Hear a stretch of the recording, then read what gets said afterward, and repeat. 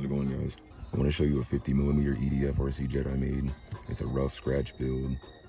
I should have made a more detailed video on how I built it, but at first it was a little too nose heavy. Added some leading edges on there, and I got it to work for the most part. Hope you can enjoy the video. Ask me anything if you want to know.